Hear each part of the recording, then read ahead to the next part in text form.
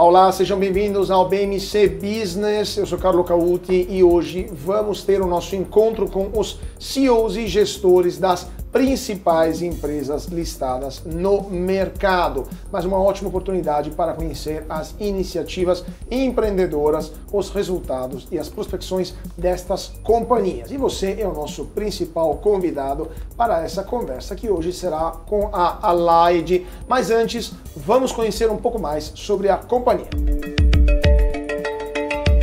A Allied é uma das principais empresas de eletrônicos de consumo do mercado brasileiro. A companhia vende um em cada 11 smartphones adquiridos no país e tem um portfólio com diversos produtos de marcas como Apple, LG, HP, Samsung, Motorola e Microsoft. A Allied tem 3 canais de vendas: o varejo físico, o digital e distribuição. A empresa oferece ainda serviços complementares, incluindo serviços financeiros e seguros de smartphones. A companhia foi fundada em 2001 e fazia a importação e distribuição de telefones celulares e acessórios de eletrônicos no Brasil. Anos depois, com o investimento de uma empresa americana, expandiu o portfólio de produtos e serviços e passou a distribuir também notebooks, consoles de videogames, televisores e outros. Em outra frente, a Allied abriu as primeiras lojas de varejo da Samsung em shoppings do Rio de Janeiro e São Paulo e se posicionou como seller relevante nos principais marketplaces do país. A companhia tem aproximadamente 1.200 colaboradores, 4 centros de distribuição instalados em regiões estratégicas e foi listada na Bolsa em abril de 2021.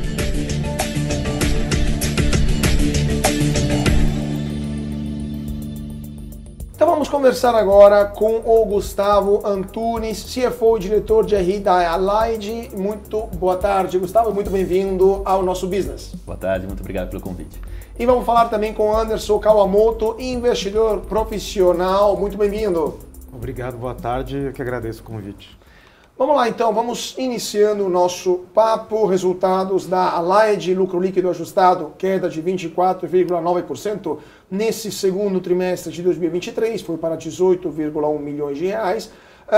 Os efeitos, em comparação com o ano passado, como é que foram e quais foram os principais causadores desse desempenho?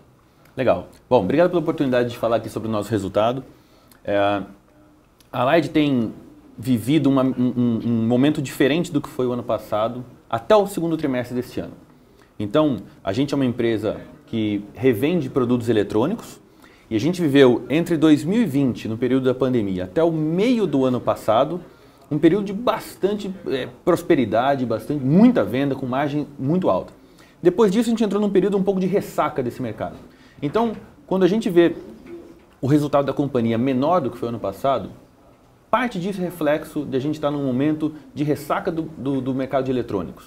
Ainda assim, mesmo num momento super desafiador, a gente conseguiu crescer 20% a receita, a gente vai falar das nossas linhas de crescimento, as nossas margens para cada unidade de negócio estão em linha com o que a gente imagina, e a gente deu lucro mesmo num ambiente super turbulento, num ambiente super desafiador, que isso é reflexo das ações que a gente tem tomado para proteger a rentabilidade da empresa. Agora, deixa eu entender a questão antes de passar a palavra para o Anderson, essa questão que você falou das ressacas, da ressaca do mercado. O que está acontecendo no mercado? É uma questão dos juros, é uma questão ou as pessoas são super endividadas, não têm capacidade de compra mais? O que está acontecendo no mercado em geral? Cara, acho que tem uma composição de duas coisas. A primeira coisa é que ainda a gente está vivendo um período pós-pandemia, no qual o período que todo mundo ficou com restrições de mobilidade, com restrições de consumo, todo mundo foi em casa e comprou muito eletrônico. Comprou computadores, comprou televisões, acessórios. A gente foi muito beneficiado de estar nessa indústria. A gente conseguiu apresentar resultados de 2020, 2021 fabulosos. Quando as restrições de mobilidade se encerraram, as pessoas passaram a trocar essa antecipação de consumo dos eletrônicos para serviços, restaurantes, viagens, roupas. Então, a gente viu o mercado do varejo concentrando, digamos assim, os gastos na indústria em que a gente está inserida no primeiro momento e, nesse segundo momento, menos na indústria que a gente está inserido. Depois disso, então, acho que um efeito é isso. O segundo efeito, perdão, acho que um outro ponto que eu gostaria de dizer assim, você pega o mercado de telefones celulares. que é o mercado mais pujante dentro dos eletrônicos. É um mercado que cai esse ano na ordem de 15% a 20%. O mercado de computadores, mais ou menos na ordem de uns 10%. Então, é reflexo disso. A outra coisa é que o juros subiu muito, as famílias estão endividadas, a gente vê o nível de desemprego baixo, mas a renda ainda também está baixa. Então, agora com um novo ciclo monetário, começando o corte de juros, a tendência, é natural que agora libere espaço para uma retomada da indústria. Então, acho que é uma mistura do conjuntural do pós-Covid com um pouco de macro. Perfeito. Anderson, sua pergunta. Gustavo, eu queria aproveitar o momento, como você mencionou essa mudança, né, essa ressaca pós-pandemia, também as empresas tiveram que se reestruturar. A partir do Covid, a gente teve o consumo de várias operações sendo 100% digital, depois voltou. Como que é o modelo de negócio atual da empresa, né? A gente viu no passado o modelo CIS como uma aposta, aí a empresa, né, deu um passo atrás de novo. O que hoje é o modelo de negócio da Allied dentro do B2B, do B2C, a Sudi, o Trocafy, a operação Legal. em Miami? Se puder resumir e explicar um pouquinho essa perspectiva. Anderson, olha, eu acho que de uma forma mais conceitual, eu acho que a gente pinta lá nas nossas paredes que a nossa missão é levar o universo digital ao alcance de todos. Mas o jeito que a gente faz isso, a gente está inserido numa indústria que tem de um lado players globais como Samsung, Apple, Motorola, HP, Acer, Lenovo, e do outro lado varejos de todos os tipos, dos grandes aos comércios pequenos, e a gente conecta essas duas pontas. A gente acaba operando muito em falhas de mercado. Então, as empresas globais têm limitações de atuação no Brasil em capilaridade, em complexidade tributária, em complexidade logística. Por outro lado, os varejos também têm limitações na agilidade de sortimento, na capacidade de planejamento. Então, a gente costuma, por estar há mais de 20 anos muito próximo dessas duas pontas, a gente costuma ser um salvaguarda para ajudar a estratégia dessas duas pontas. Então, eu vou exemplificar um pouquinho. Você perguntou como que está o nosso negócio, como que isso mudou, né? A gente faz 10 anos que a gente tem lojas da Samsung no varejo físico. E isso acontece porque uma empresa do tamanho da Samsung, talvez gerenciar 130 pontos de venda, que são só os nossos, tem outros 200 talvez, a mais, tem mais ou menos 300 pontos de venda. A Samsung não quer fazer isso. Então a gente é uma das empresas que faz isso para eles. Do mesmo modo, a gente tem parcerias a gente representa a Apple dentro da venda do Itaú no iPhone para sempre. Então é difícil para essas empresas terem algo muito customizado ou para atingir 3 mil clientes, desde comércios pequenos até grandes varejistas. Então a gente, de uma forma mais conceitual, a gente atua para conseguir suprir as falhas de mercado. Indo direto para a tua pergunta, como que é o nosso modelo de negócio? A gente tem um business que agora mudou um pouquinho, depois a gente vai chegar nisso, mais ou menos 70% do nosso negócio é distribuição, então a venda de atacado. A gente compra os produtos dos grandes fabricantes, estoca esses produtos e a gente sai vendendo ele para mais de 3 mil clientes. A maior parte disso é uma venda que o varejista compra e revende para o cliente dele. E a gente atende desde os grandes varejistas, passando pelos grandes varejistas regionais, para os pequenos. É aí que a empresa surgiu. A gente começou essa empresa como uma distribuidora de telefones celulares. Hoje, a gente é uma distribuidora de celulares, tablets, impressoras, videogames, de tablets, toda a gama de eletrônicos. Depois disso, a gente virou um varejo físico há 10 anos. A gente tem presença hoje em São Paulo, em Rio, no Minas, no Paraná e no Mato Grosso do Sul, representando as lojas da Samsung. 130 pontos de venda. E a gente tem um ponto de venda mais recente de venda de telefones usados. Mas eu vou falar daqui a pouquinho disso. E a gente tem, isso foi acelerado na pandemia, né? A gente sempre teve uma presença na venda online. Então, na nossa loja física a gente vende para o consumidor final, na distribuição a gente não vende para o consumidor final, mas no varejo físico a gente também vende para o consumidor final. Então a gente tem uma loja, a gente usa 3 formas de vender. A gente tem uma loja Mobcom, então se você entrar no Mercado Livre, na Amazon, no Magalu e procurar um produto, Mobcom Store, somos nós vendendo para um cliente. A gente também representa lojas oficiais de algumas marcas dentro dos varejistas. Então, Se você entrar no varejista, você pode encontrar lá a loja oficial da Apple, a loja oficial da Xiaomi. Somos nós representando o fabricante dentro do marketplace. E a gente tem também a Trocafy, que é a nossa marca para vender telefones usados. Mas eu vou deixar para falar isso no nosso futuro. E mais recentemente, a gente começou uma operação internacional, que a gente vai falar disso, de distribuição também para outras geografias. Então, esse é o nosso modelo de negócio. Aí você me perguntou, poxa, a gente tentou algumas coisas, a gente voltou, e é verdade. Acho que isso é um pouco da natureza da Allied.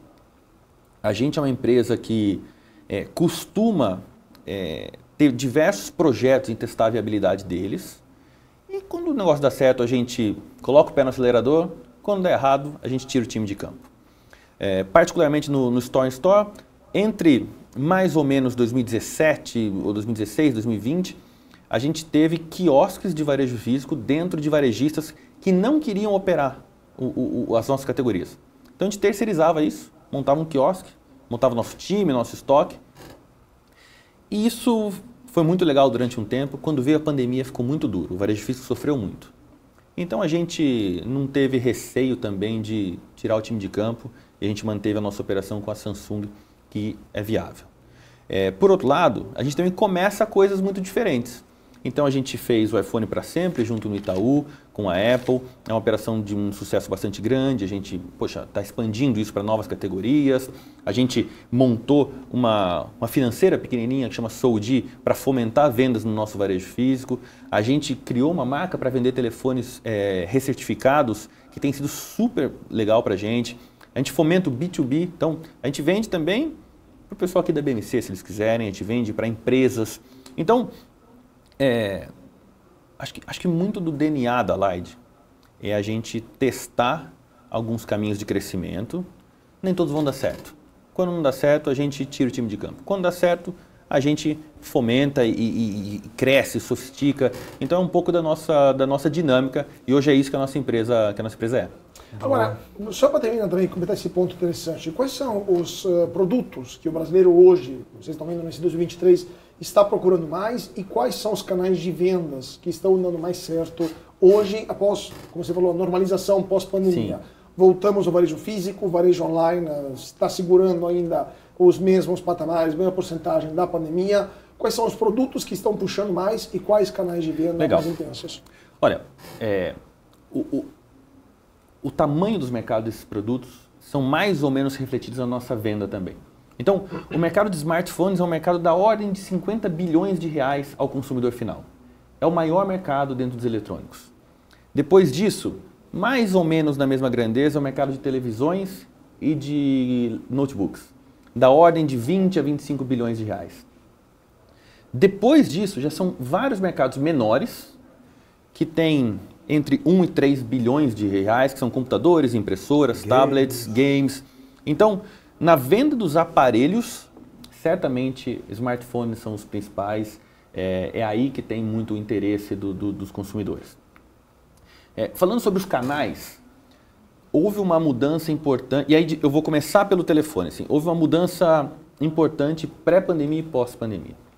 Pré-pandemia, mais ou menos 25% dos smartphones eram vendidos online. Hoje esse número está mais perto de 40%. E tem ficado estável mais ou menos próximo de 40%. Em televisões e notebooks, o online é um pouco maior, entre 50% a 60%. Curioso que o que está acontecendo esse ano, particularmente no telefone celular, é que o varejo físico está caindo 2% a 3% no primeiro semestre, então mais ou menos em linha com o que foi ano passado, e o varejo digital, embora tenha crescido, está caindo algo próximo a 20% este ano. Então, acho que é uma coisa muito mais específica, mas houve mudanças tributárias para o comércio eletrônico.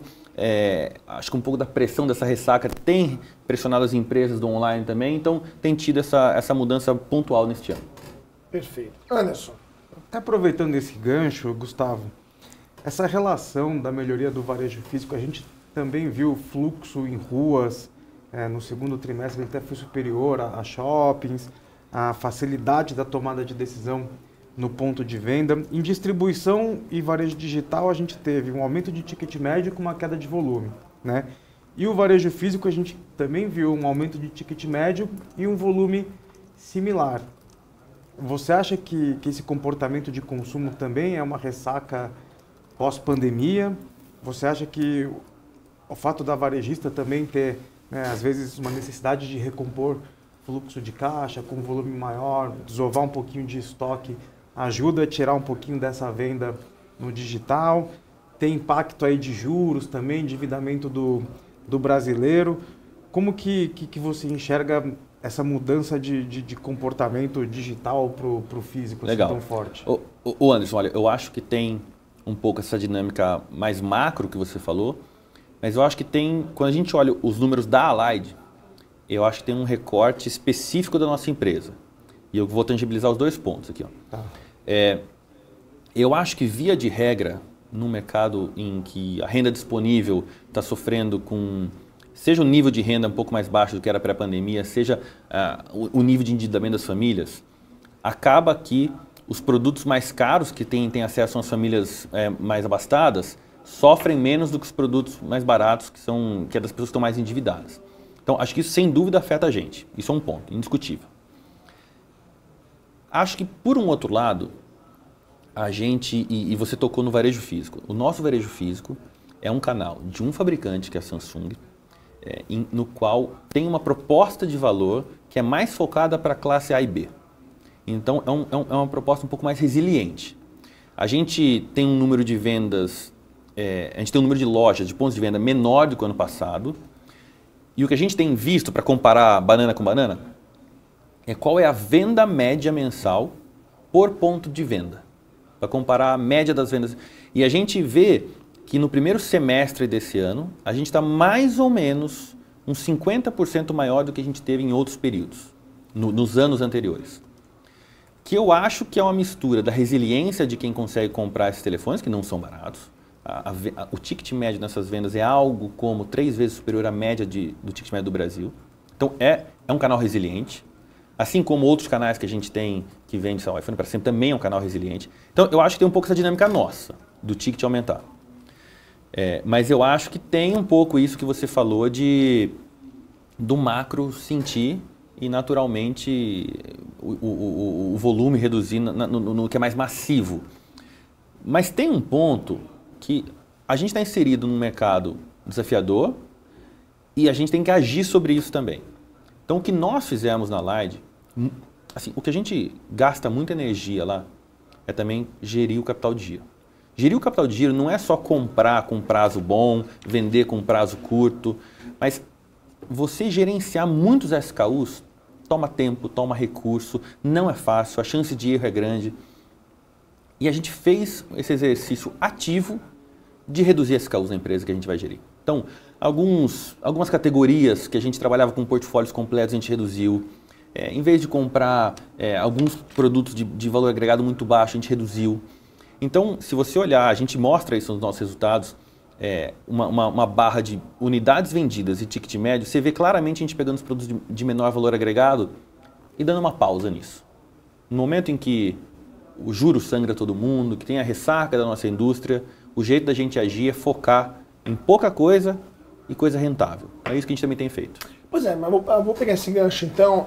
Qual que é esse objetivo no momento então? Geração de caixa, rentabilidade, diminuição da dívida, market share que tem que crescer. Então, qual que é a meta no curto, no médio e no longo prazo para a empresa? Legal. Depois também queria perguntar sobre a operação internacional. Legal. Cara, acho que de um jeito muito resumido, a gente tem uma obsessão por ter uma empresa lucrativa.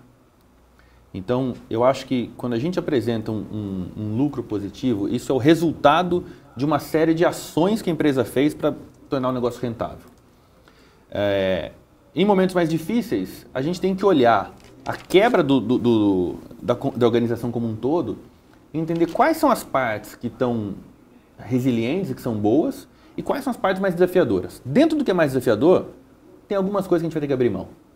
Então, eu diria que 2023 e talvez o começo de 2024, a gente vai seguir nesse espírito. Então, cortando aquilo que não está dando o resultado esperado. Exato. Então, foi assim que a gente encerrou alguns pontos de venda do varejo físico. A gente tinha 39 lojas online em canais diferentes. Alguns não se pagavam, a gente encerrou. A gente reduziu nosso quadro de funcionários, a gente reduziu algumas despesas de fornecedores. Então, tudo isso eu acho que a gente está no meio desse momento. Para o médio e para o longo prazo, eu diria para vocês assim, que tem, acho que 3 ou 4 importantes caminhos. O primeiro caminho é assim, a gente acredita muito na presença no varejo digital, e no varejo digital a gente hoje é muito concentrado em telefones celulares. Existe espaço para a gente ter uma presença maior em outras categorias, então a gente vai despender esforço nisso. O segundo, dentro da distribuição, a gente tem, a depender da categoria, videogames é um outlier aqui, a gente tem entre 6% e 10% dos market share das categorias. Games é quase 30%, né? Games é quase 30%. Mas é uma exceção. E a gente tem, dentro da distribuição, eu falei para vocês uma unidade de B2B, que a gente vende para empresas. É uma unidade da ordem de 350 milhões de reais e que a gente tem muito espaço para crescer. Então, a gente pode vender serviços diferentes, a gente pode vender, cloud, a gente pode vender consultoria, a gente pode vender manutenção, a gente pode chegar em canais que a gente não chega. Tem uma avenida muito grande para fomentar isso. Então, B2B, presença no varejo digital. A venda de telefones usados, a gente acredita muito nisso. Depois podemos explorar um pouquinho. E por fim, a gente começou um negócio de serviços financeiros, que é para retroalimentar o nosso varejo físico. A gente acredita que o varejo físico não vai ser o que foi pré-pandemia, então o consumidor aprendeu a comprar online. Então o varejo físico tem um tipo de consumidor que ele precisa de crédito, ele precisa de facilidades financeiras, a gente consegue criar um ecossistema nisso. Então a gente tem uma carteira com juros da ordem de 80 milhões de reais, que a gente tem trabalhado para fomentar isso. Mais ou menos 10% do que a gente vende nas nossas lojas já é com a solução financeira nossa. Então, é um caminho de retroalimentar e tornar o nosso varejo físico ainda mais atrativo. Pois é, só essa questão então vou pegar o gancho também na questão do telefones celulares recondicionados, né, de fato. Como é que é esse mercado no Brasil? Lá fora é muito comum isso, bastante, especialmente na Europa. O brasileiro tem costume de comprar telefone recondicionado e nós tem um tipo de temor que o telefone não esteja 100%. Como é que funciona esse processo também de recondicionamento dos telefones? Legal, ótima oportunidade de a gente falar sobre isso. A Allied sempre trabalhou de alguma forma com telefones usados. E usados não era necessariamente, por muitos anos não foi o telefone que foi usado por uma pessoa e devolvido. Na distribuição, a gente vende o telefone para um cliente, ele podia ter algum tipo de avaria, podia amassar a caixa. E a gente tinha alguns canais, alguns clientes que a gente vende, e esse cliente vende esse telefone. Pois bem, 3 anos atrás a gente entrou em parceria com a Apple e com o Itaú no programa iPhone para Sempre, no qual o cliente tem a opção de, depois de 21 meses, devolver o telefone e renovar o ciclo com um telefone novo dele. A Allied é responsável por comprar os produtos, vender, fazer o contato com o cliente, avaliar o telefone usado, recondicioná-lo e revendê-lo. Então faz mais ou menos 3 anos que começou esse programa, a gente começou a receber os produtos usados há mais ou menos 1 ano e meio. E eu vou ser honesto para vocês, a gente tinha um receio que será que a gente consegue vender tudo que a gente recebe? Será que a gente vai ficar com um estoque muito alto? Então, a gente veio montando canais diferentes de venda. Hoje a gente tem um quiosque no Shopping Light. A gente vai abrir mais um ao longo dos próximos 12 meses. A gente tem uma loja no Mercado Livre e a gente tem um site próprio que é o trocafy.com.br. O que a gente viu, e a gente já tinha feito pesquisas antes disso, é que o telefone celular tem crescido de preço mais ou menos 10% ao ano há alguns anos, de modo que talvez valha a pena para alguns clientes comprar um telefone melhor do que ele gostaria, mas 1 ou 2 gerações para trás, a um preço bom. A gente fez muita pesquisa disso e viu que tinha espaço. Nos Estados Unidos é algo próximo a 10% do mercado. No Brasil, é difícil ter número exato. A gente tem uma pesquisa encomendada, mas é muito a venda informal. Eu vendo para o meu amigo, eu dou para o meu filho o telefone usado. Então, a gente está, na prática, a gente está construindo esse mercado de forma formal. E quais são os principais riscos que o cliente tem? A gente fez uma pesquisa para isso também. A primeira risco que tem é, esse telefone é bom mesmo ou não é? E o segundo é, como que eu sei se esse telefone é roubado? Então, a gente tem uma garantia de checar se o e-mail faz parte de algum boletim de ocorrência, tem toda uma garantia de compliance no recebimento. A gente avalia o telefone quando recebe e a gente dá garantia para o cliente. Se ele receber em X meses e não estiver bom, ele tem a garantia de trocar esse produto. E a gente está começando pouquinho em pouquinho. Então, esse é um negócio que a gente acredita bastante, mas eu acho que é uma construção de ir... Olha, eu vou dar um outro dado. Hoje, a gente tem a nossa solução própria de venda de telefones usados. Mas a gente já trabalhou com outros parceiros há mais ou menos 10 anos. Nas nossas lojas da Samsung, a gente sempre teve a opção do cliente entregar o telefone antigo e pegar um novo, usar o antigo como meio de pagamento. A gente sempre viu que isso era próximo a 20% das vendas, tinha o telefone usado como meio de pagamento. Isso é muito forte nos lançamentos. Então, os fabricantes fomentam descontos e uma forma é leve seu telefone. Então, a gente está bastante entusiasmado de achar que pouco a pouco a gente não tem uma preocupação de trocar de carro dando o carro usado em garantia. Hoje tem telefone que é vendido por quase 10 mil reais. Sim. Então é um caminho que a gente acredita, de pouquinho em pouquinho a gente acredita bem posicionado para isso também. Posso pegar esse gancho? Vamos para um rápido intervalo, já voltamos aqui porque temos os comerciais, mas 2 minutinhos estamos de volta para falar da situação, dos resultados e da operação da Allied com o diretor de RI. Então não saia daí, voltamos já já. De volta para o nosso BMC Business, falando da Allied, dos resultados do segundo trimestre e também da operação e dos desafios e perspectivas futuras da empresa. Estamos falando com o Luiz Gustavo Ferraz, diretor financeiro de relações com os investidores da Allied e também com Anderson Kawamoto, investidor profissional. Anderson, sua pergunta então, que a gente interrompi antes dos comerciais. Não, imagina, eu que peço desculpas. Gustavo, até aproveitando esse gancho, esses programas como iPhone para sempre, essa mudança de perspectiva da empresa de poder fornecer também, pelo que entendi, franqueados de operações de telefonia, uma plataforma de serviços, estruturar isso adiante via cloud, etc. Tal, economia circular. Isso não fica muito atrelado a um prazo de parcelamento muito alto? Eu pergunto isso pela preocupação da empresa em relação ao fluxo de caixa, né? Imagino que vocês têm um custo para antecipar isso. Como que a gestão de frentes de negócios assim crescendo pode afetar a geração de caixa da companhia? O que pode comer Sim. financeiramente? E falar um pouquinho da estrutura de capital da Legal. empresa, perspectiva para frente. Legal. Anderson, olha, eu acho que a Allied é uma empresa de capex muito baixo. Então, o capital empregado na empresa é capital de giro. Então, acho que você começou aqui falando das plataformas do iPhone para sempre, enfim. iPhone para sempre é um caso específico, já vou tratar dele. No resto das nossas coisas, via de regra, a gente tem mais ou menos 70 dias de prazo de pagamento para os nossos fornecedores e mais ou menos entre 70 e 90 dias de recebimento de nossos clientes das diferentes unidades de negócio. Então, no varejo digital é em 30 dias, no varejo físico é mais perto de 100, no varejo, na distribuição é mais ou menos 75. Então, a gente tem que ficar vendo quanto que tem de capital empregado nisso e gerenciar o estoque no meio do caminho. Nessa dinâmica, o jeito que a gente trata o capital de giro, assim, num período em que o mercado está aquecido, usualmente o que acontece é o fabricante faz a produção dele e a demanda é maior do que a produção.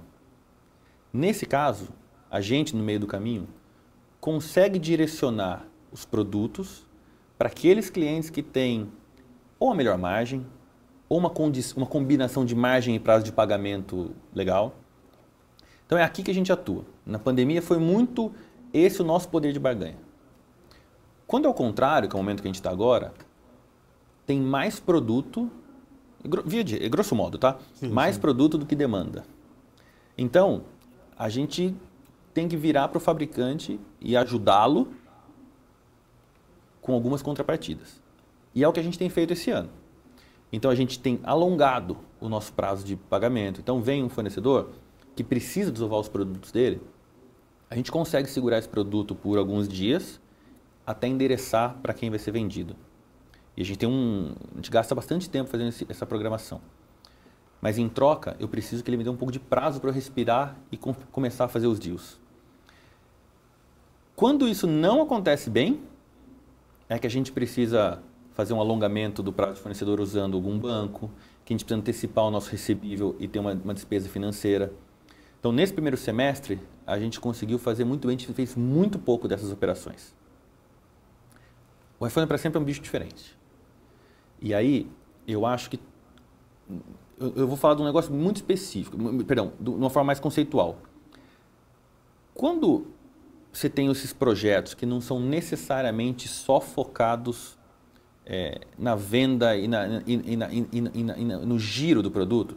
Então, poxa, você tem um parceiro que quer fazer fidelização da base dele, que quer oferecer,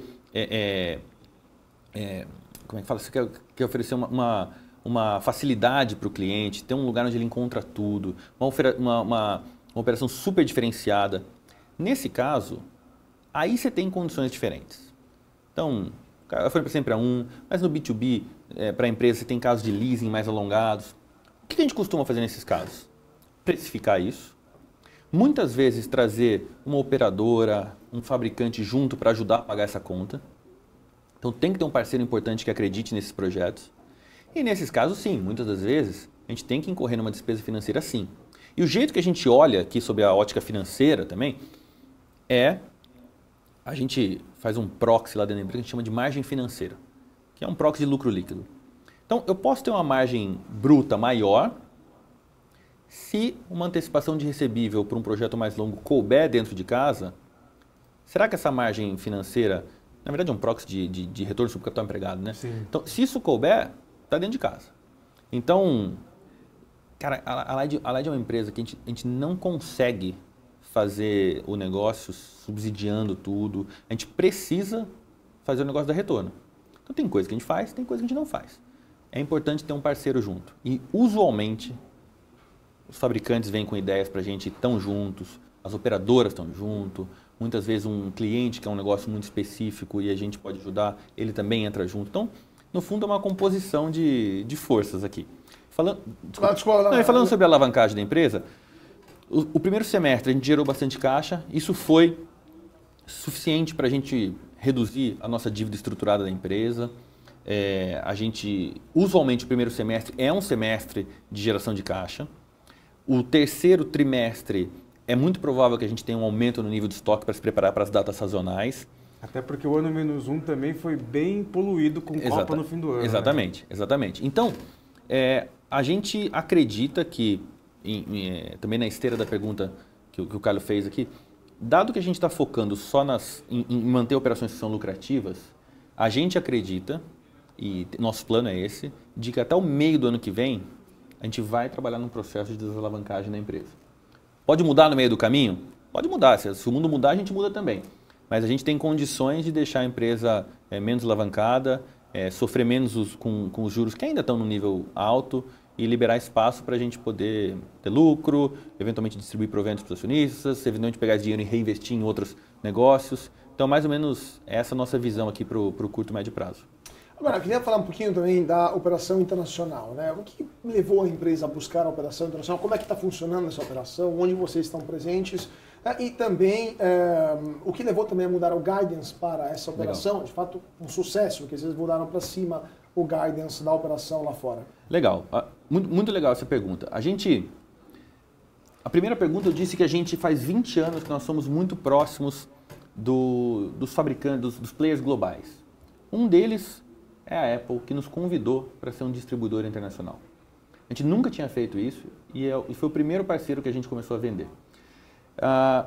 De alguma maneira, o motivo de por que existe um distribuidor nessa cadeia de distribuição mesmo, né, de chegar até o cliente final, é porque o fabricante ele escolhe alguns clientes que ele quer vender, que são mais fáceis ou que têm um nível de crédito que eles querem ter, ou que têm um nível de planejamento que eles precisam ter.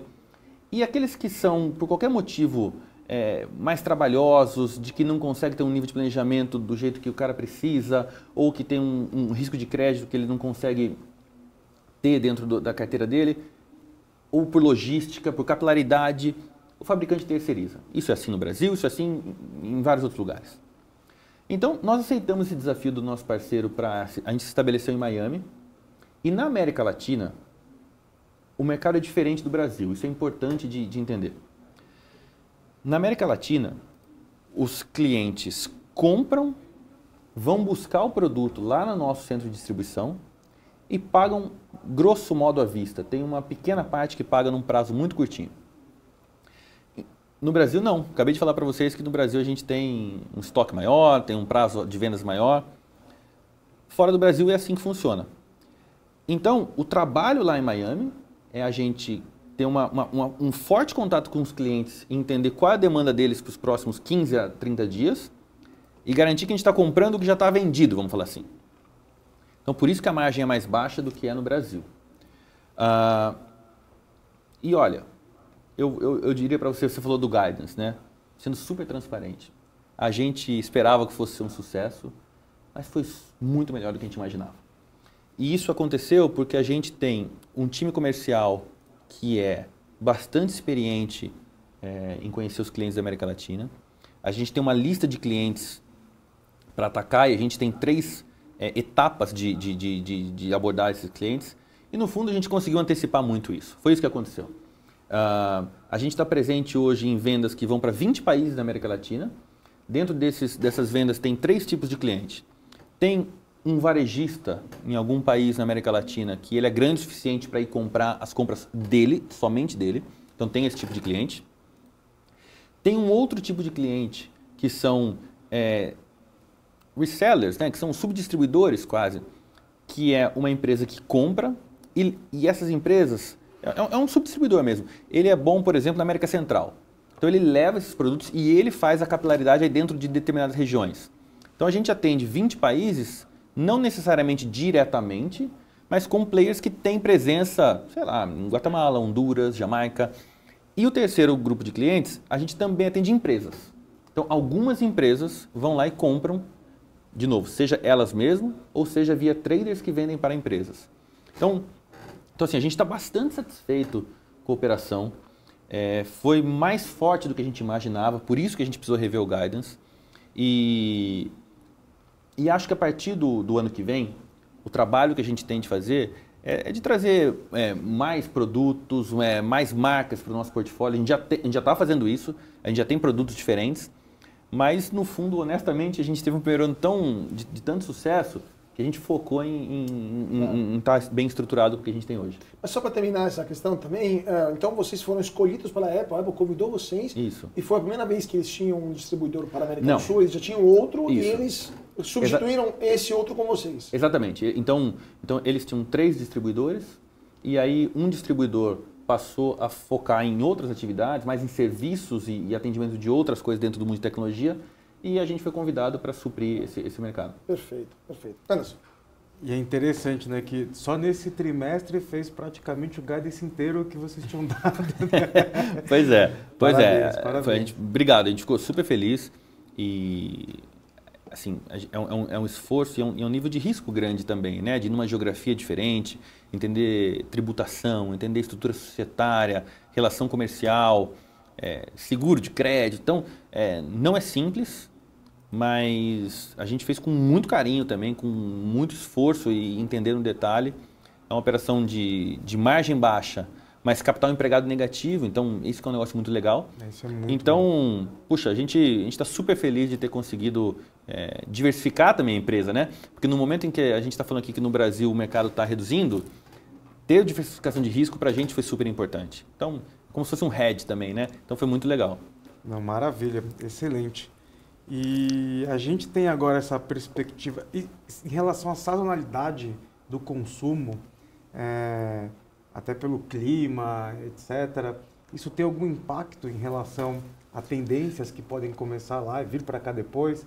Isso ajuda de alguma maneira na inteligência comercial para trabalhar produtos aqui? Ah, legal. Boa pergunta essa. Tem um pouco sim. A gente o que a gente costuma ver é assim, não é toda hora, mas existem casos em que os lançamentos dos produtos vão primeiro para algumas regiões e depois para o Brasil. Existe o contrário também. Existe o Brasil ser pioneiro. Então já teve lançamentos de produtos que, da Samsung, que o Brasil estava junto com a grade mundial, teve outros de outros.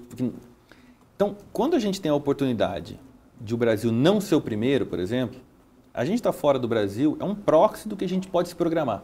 Perfeito. Então isso é um negócio legal, é uma inteligência de negócios também. Também acho que tem uma inteligência de... No fundo, é uma inteligência quase de capital humano, assim, que é... Por que um negócio dá certo com contas a receber curtinho e uma margem pequena? Será que não tem espaço para trabalhar desse jeito no Brasil também? Porque, no fundo, o mercado se estabeleceu de usos e costumes, é assim que funciona. Então, também tem um caminho de... Será que a gente não pode fazer uma programação mais curtinha com o cliente e talvez ele vai conseguir um preço bom, mas a gente também consegue uma margem boa, com um prazo curto. Então tem um pouco essa sinergia de ver modelos diferentes de negócio que a gente pode aplicar. Então a gente está começando a fazer isso. A gente já fez alguns testezinhos e tal, mas isso traz um enriquecimento para o nosso modelo de negócio muito legal. E impacta diretamente na geração de caixa, né? Super, é. Excelente.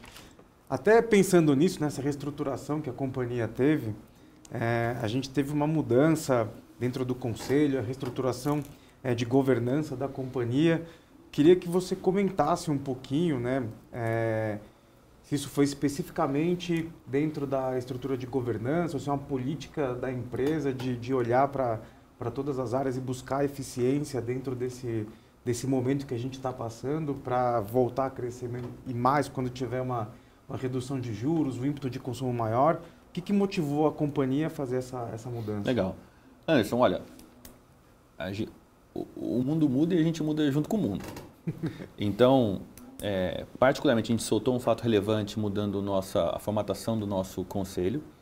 E isso não tem nada a ver com a mudança do jeito que que o nosso board olha a empresa, ou da estrutura estatal, nada a ver. No fundo, a gente está num ano mais difícil do que era. A gente já mostrou alguns impactos disso, encerrando alguns pontos de venda, simplificando a companhia. Então, como parte de simplificação da nossa companhia, a gente reduziu fornecedores, a gente reduziu times. Então, era natural que também a forma como é a governança fosse reduzida. Então, a gente simplificou. Na prática, não muda na essência nada, mas é uma readequação para o tamanho que a companhia está versus o que era 2 anos atrás. Então, se o mundo mudar de novo, a gente repensa novamente. Perfeito. E agora, perguntando sobre a questão da Americanas. As Americanas tinha uma grande dívida com vocês, né? Vocês eram credores das lojas Americanas. Como que isso foi resolvido? Vocês tiveram que ativar o seguro, né? Porque a Americanas deu calote em todo mundo, pediu recuperação judicial. Quanto que era esse montante? Como que vocês resolveram? E o que vocês acham que o mercado aprendeu com a história da Americanas? Legal. Ótima oportunidade de falar sobre esse assunto. A nossa relação com o Grupo Americanas, ela é em 2 canais. Majoritariamente, nós como um distribuidor vendendo para Americanas. Então, sempre foi um cliente muito importante para a gente. E a gente tem as lojas plugadas dentro da B2W. Então, você usa isso como marketplace. Exatamente. Dentro da nossa distribuição, um dos valores que a gente traz para a cadeia é de fornecer crédito incremental ao que o fabricante oferece para os clientes. E a gente faz isso tendo um nível de proteção. Então a gente tem seguros de crédito, mais de uma apólice, que protegem a companhia em casos como esse. E foi exatamente o que aconteceu. Então a gente tem mais ou menos, agora está mais próximo de 65% da nosso contas a receber da distribuição segurado. Então, se acontecer alguma coisa, a gente usualmente é próximo a 10% de quanto a gente perde, 90% está dentro de uma apólice de seguro que a gente tem que cumprir uma série de regras. Quando aconteceu a recuperação judicial da Americanas, a nossa exposição lá era na ordem de 90 milhões de reais arredondando. A gente reconheceu 9 milhões de reais como prejuízo no 4º trimestre do ano passado. E a gente acionou os mecanismos de reembolso da seguradora. A gente recuperou todo o valor e agora a gente tem... Bom, é importante tanto para a gente como para a seguradora que a Americanas consiga sobreviver. Então mudou um pouco a relação, agora eles têm um prazo de pagamento muito mais curto, mas quando a gente tinha disposição, o seguro de crédito foi um mecanismo de tremendo valor. A gente tem seguro de crédito há 12 anos. Então... Quantas vezes foi ativado em 12 anos? Não, várias vezes. Várias vezes. Mas então, americano não é o único caso. Mas foi o maior. Mas foi o maior. Então, existem casos menores, e isso não só com recuperação judicial, mas alguns atrasos que de repente a gente quer sair do risco, a gente aciona o seguro, é a seguradora que vai fazer a cobrança. Então, é uma prática do dia a dia. Claro. Assim. Agora, você falou que a Americanas, o interesse é mantê-la em vida, mas continuar existindo. Você acha que o mercado tem o mesmo entendimento de manter essa empresa existindo ou considerando o tamanho do rombo e a fraude, porque de fato não foi má fé, né? Não foi apenas um problema, vamos dizer assim, conjuntural, o mercado está em situação negativa, um choque externo, foi má fé, foi querendo fazer aquilo ali. Você acha que o mercado tem o mesmo entendimento? Cara, olha, eu tenho uma visão dentro dos fornecedores da indústria e que tem eles como cliente, né? Eu acredito que sim. Eu acredito que ter um varejo com uma capilaridade como eles têm, ter mais um player que possa ser um canal de vendas para que não fique uma indústria tão concentrada. Então, eu acredito que sim. O que vai acontecer, também não sei dizer, não estou lá dentro, não sei dizer.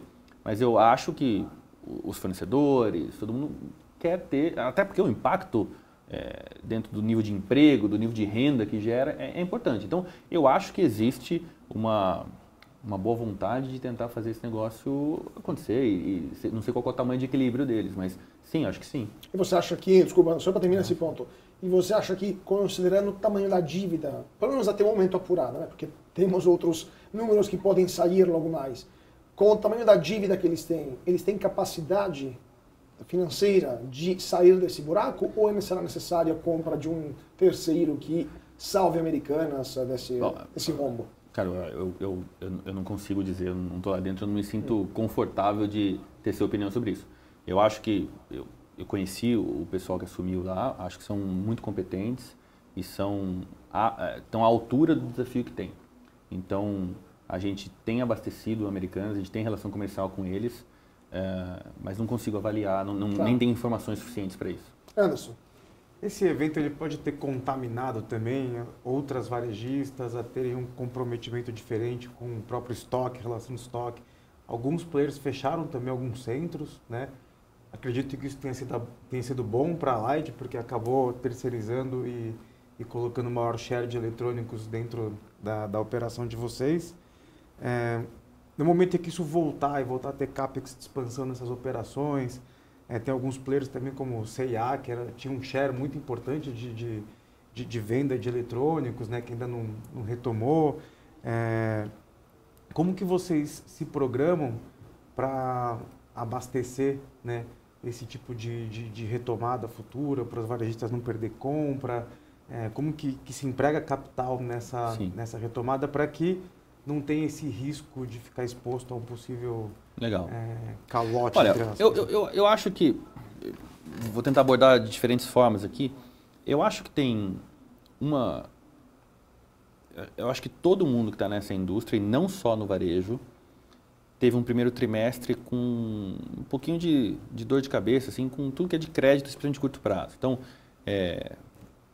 os bancos ficaram com uma percepção de risco maior, os fabricantes também ficaram, todo mundo ficou. Minha sensação é que isso já arrefeceu bastante. Então, acho que todo mundo está nesse mar aqui, sofreu um pouquinho isso.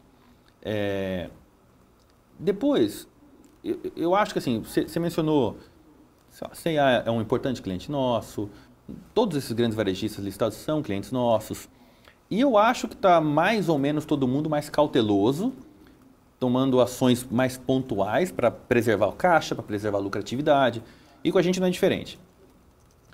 Eu acho que a Light tem pelo menos 2 pontos, duas atuações táticas que a gente traz valor para os clientes e a gente pode ajudá-los.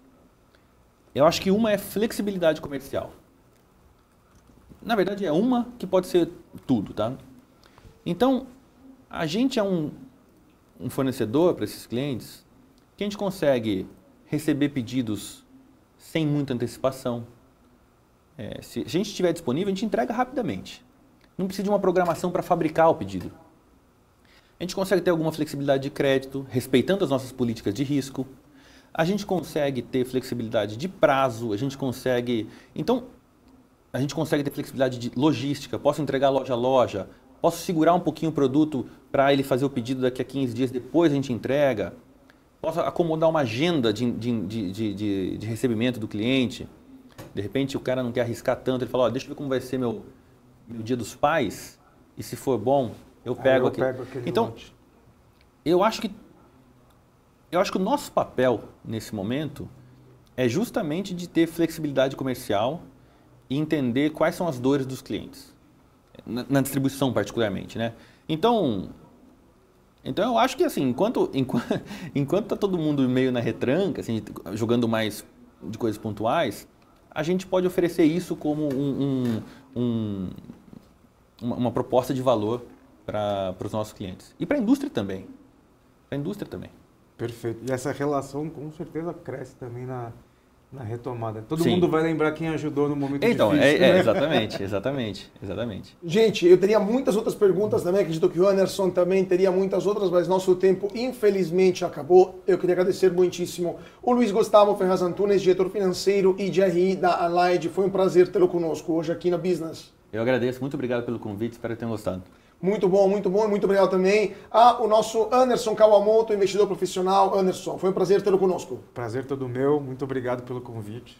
Valeu. Com certeza teremos próximas ocasiões e muito obrigado também a você que está seguindo a gente aqui no BMC Business. Nós vemos na semana que vem com mais uma história, uma análise e também os dados de mais uma empresa que movimenta o mercado financeiro. Mais uma vez, muito obrigado a todos pela atenção, uma ótima noite e até mais.